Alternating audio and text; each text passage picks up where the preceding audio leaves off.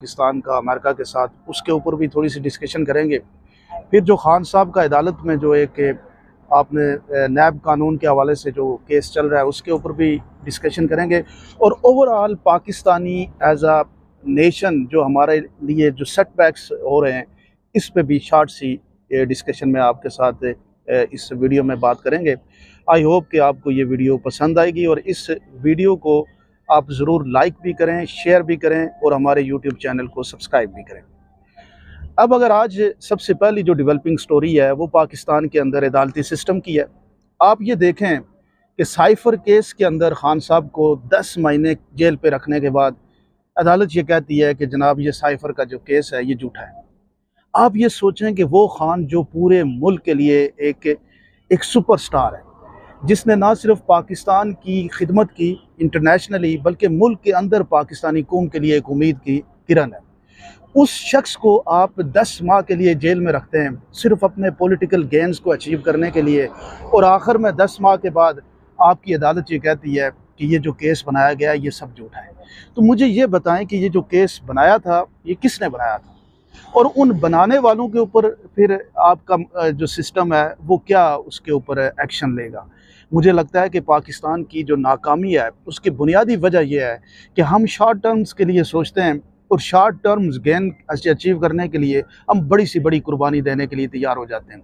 इसीलिए आज तक हमारी जो एक नेशनल जो बिहेवियर है उसका पूरी दुनिया में जो उसका मुजाहरा हो रहा है वो ये है कि ये कौम ऐसी है जो सिर्फ़ और सिर्फ शॉर्ट टर्म विजन के ऊपर चलती है। और 70 साल गुजरने के बाद आज आप ये देखें कि ये शॉर्ट टर्म विजन था, इसी बुनियाद पे हम अपना कॉन्स्टिट्यूशन ना बना सके, इसी शॉर्ट टर्म विजन की बुनियाद पे हम पाकिस्तान को डेवलपिंग स्टेट ना बना सके। क्योंकि जब हमारा स्टार्ट हुआ था तो पाकिस्तान बहुत बेहतर चल रहा था, अगर आप 60s की बात करें, 70s की।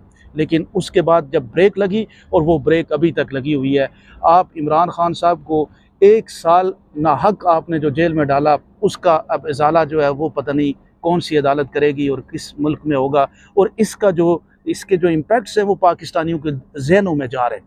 पाकिस्तानी नौजवान ये सोच रहा है कि ठीक है, इस मुल्क में कोई कानून नहीं है, इस मुल्क में कुछ भी नहीं है, सिर्फ आप चंद पैसे कमा लो और उसके बाद आप पावरफुल कॉरिडोर के साथ मिल जाओ तो आप इंजॉय करोगे, कोई कानून आपके ऊपर लागू नहीं होगा।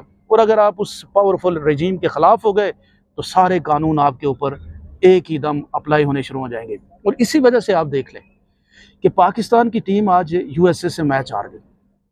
ये कोई छोटी बात नहीं है। यूएसए की टीम जो है वो पहला मैच खेल रही है और पहली दफ़ा एक बड़े जो मेगा प्लेटफॉर्म में पहली दफ़ा आ रही है। और हमारी टीम पिछले 50 सालों से क्रिकेट खेल रही है। हमारा मुल्क क्रिकेट का दीवानों का मुल्क है। आप ये सोचें कि यही शॉर्ट टर्म पॉलिसियाँ हैं, यही पिक एंड चूज़ है, यही आपके सिस्टम के अंदर एक फ़ोटोग्राफी कल्चर है जिसमें आपने क्रिकेट टीम को भी पॉलिटिकल बना दिया, क्रिकेट प्लेयर को भी पॉलिटिकल बना दिया। और इमरान खान की मुखासमत में आपने क्रिकेट टीम को लेके काकुल चले गए, वहाँ पे इनसे पत्थर आप डलवाते रहे, एक जगह से पत्थर लेके दूसरी जगह पे जा रहे हैं। उन पत्थरों के ढोने का क्या फ़ायदा हुआ कि वो आज दुनिया की पहली फ्रेश नंबर की टीम से मैच हार गए। तो यही हमारा ओवरऑल एक हमारी कौम का एक ज़हन बन चुका है कि हमारे यहाँ कोई भी लॉन्ग टर्म प्लानिंग नहीं है। कारोबार में देखें तो वहाँ पे भी शॉर्ट टर्म प्लानिंग्स हो रही हैं। दुनिया के अंदर बाहर मुल्कों में आपकी कौम जाती है, आप किसी भी जगह पे आप यूएई में देख लें, आज आपके वीज़े बंद हो चुके हैं। आप सोचें कि यूएई अब आपको वीज़ा देने के लिए सोच रहे हैं। एक वक्त होता था कि यूएई की सारी डेवलपमेंट में आपका किरदार था। आज यूएई ने ये सोचा कि पाकिस्तान का जो फ्लक्स है लोगों का इधर आने का, वो एज़ कम्पेयर टू इंडिया, अगर इंडिया से 2 मिलियन आ रहे हैं तो 1 मिलियन पाकिस्तान से भी आ रहा है। लेकिन इंडिया के लोगों की जो एक्टिविटी है वो इनकी इकॉनमी के अंदर बहुत बेहतर है और इनके लिए वो बहुत अच्छा परफॉर्म कर रहे हैं, इसलिए वो चाहते हैं कि वो मैक्सिमम आए। और अगर आपको इसी जो रेशो है इसको अगर आप जेल में जाके देखेंगे तो पाकिस्तान में लट से 200 बंदा पाकिस्तानी जेल में होगा तो 50 बंदा इंडिया का जेल में होगा, वहाँ पे रेशो कम है। यानी क्रिमिनलिटी के अंदर हमारी कौम आगे बढ़ गई। यहाँ पे हर वो काम जिस काम के अंदर इस मुल्क को प्रॉब्लम हो सकती है वो काम करने में हमारी कौम आगे बढ़ जाती है। और इसी वजह से नेशनल बिहेवियर जो हमारा है उसकी वजह से कोई जो जेन्युइन लोग भी हैं जो डिज़र्व भी करते हैं वो लोग भी, क्योंकि जब भी आप बाहर जाएंगे तो सब पाकिस्तानी हैं, आप सबका एक ही जो है पासपोर्ट है, और वो सब एक ही जो है तीर से वो फिर आंके जाते हैं और सबका नुकसान कलेक्टिव होता है। तो हमें ये सोचना चाहिए कि आप अपने मुल्क को, ये नौजवान लोग जो हैं यही कुछ कर सकते हैं, यही इस मुल्क की उम्मीद है।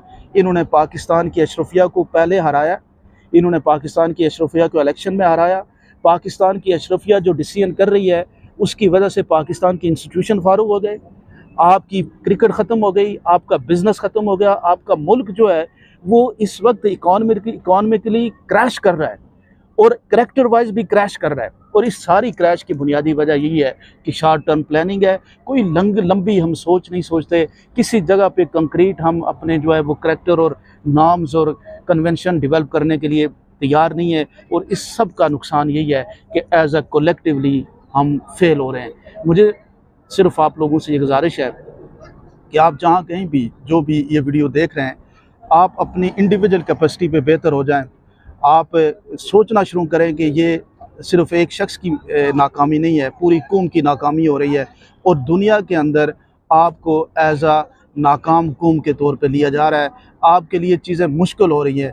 यहाँ पे यूएई में मैंने देखा है कि जहाँ नॉर्मल जो बाहर के दूसरे मुल्कों के जो लोग होते हैं, जो कम उनकी होती है क्वालिफ़िकेशन भी, लेकिन वो 100,000 दिरहम से ज़्यादा सैलरी लेते हैं, लेकिन पाकिस्तानी को 15,000 से 20,000 बड़ी मुश्किल से मिलता है। और बहुत हाई क्वालिफाइड पाकिस्तानी भी होगा जो डिज़र्व करता है वह 100,000 से अबव की, उसको 15-20 हज़ार रुपया देते हैं। तो ये इसीलिए ये करते हैं कि इनको एज अ कलेक्टिव पाकिस्तान से और पाकिस्तानी बिहेवियर से प्रॉब्लम हो रही है। मैं ये समझता हूँ कि ये सोचने का मकाम है, हम कलेक्टिवली, हमारी अदालतों को भी, हमारे निज़ाम को, सबको सोचने का मकाम है कि ये मिल के अगर कोशिश करेंगे तो मुल्क आगे बढ़ेगा। अदरवाइज़ ये जो नाकामी का तसलसल है ये इसी तरह बरकरार रहेगा। आप क्या समझते हैं? ज़रूर कमेंट सेक्शन में बताइएगा। बहुत बहुत शुक्रिया।